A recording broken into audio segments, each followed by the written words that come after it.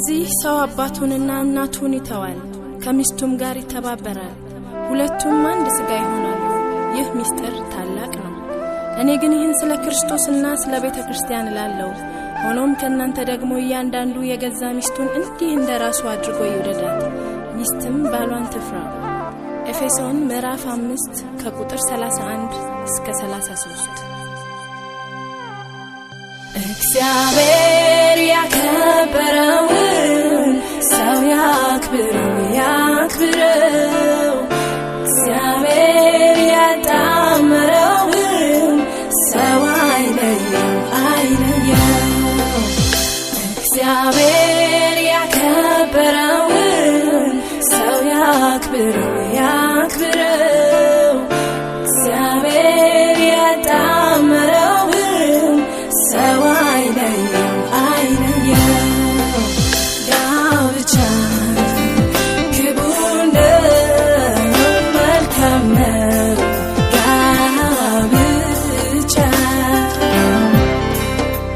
ጋብቻ ክቡር ነው መልካም ነው ጋብቻ ቤታችን በፍቅር ይምላ ይጠብቃችሁ በትንሽ ትልቁ ጠላት አይለያችሁ በትዕግስት የዛሬዋን ቀን አይታችኋል እግዚአብሔር ቤታችሁን ይስራ ያጸናችኋል ጋብቻ መልካም ነው ክቡር ነው ጋብቻ መልካም ነው ጋብቻ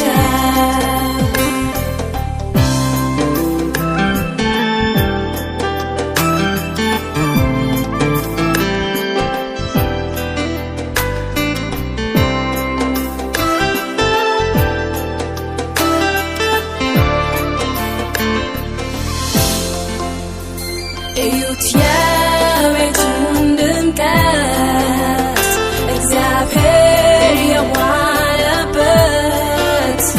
ለረዳት ፈጠረ ፍቅርን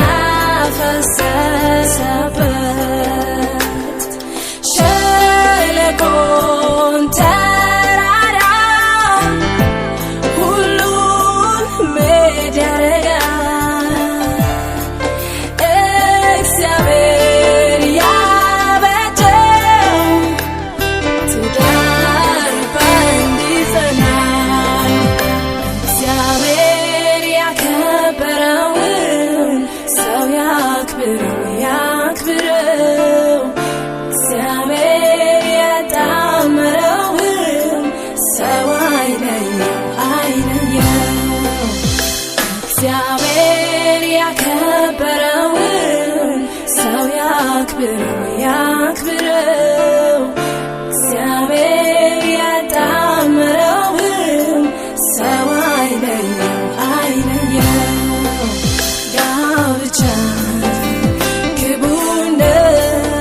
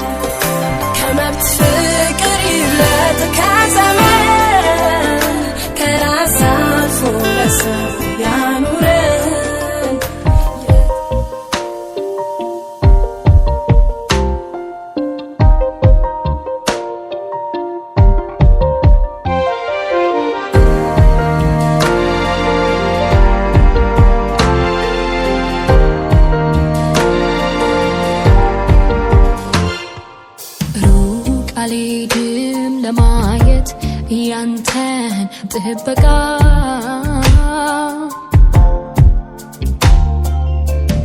ሩቅ አልሄድም ለማየት ያንተን በጎነት ሩቅ አልሄድም ለማየት ያንተን ቸርነት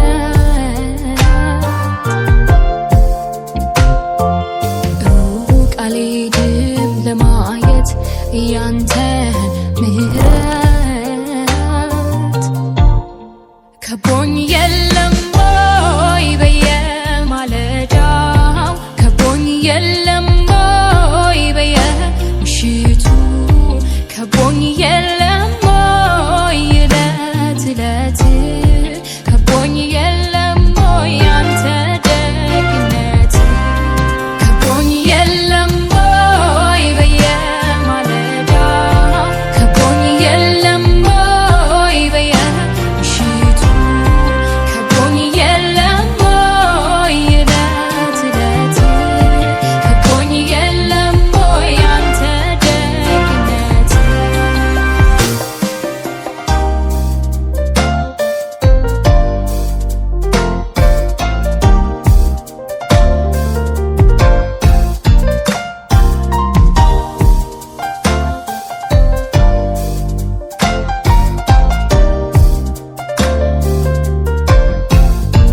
አውጃለሁ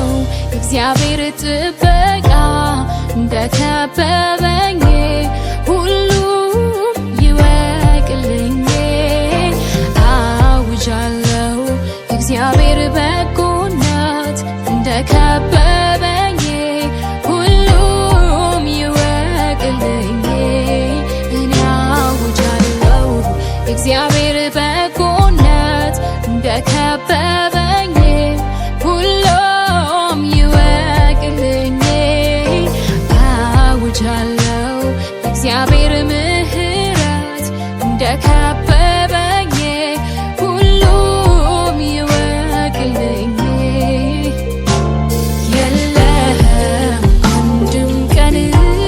ያለፍኩት ሳላይ አንተን የለም አንድም ቀን የኖርኩት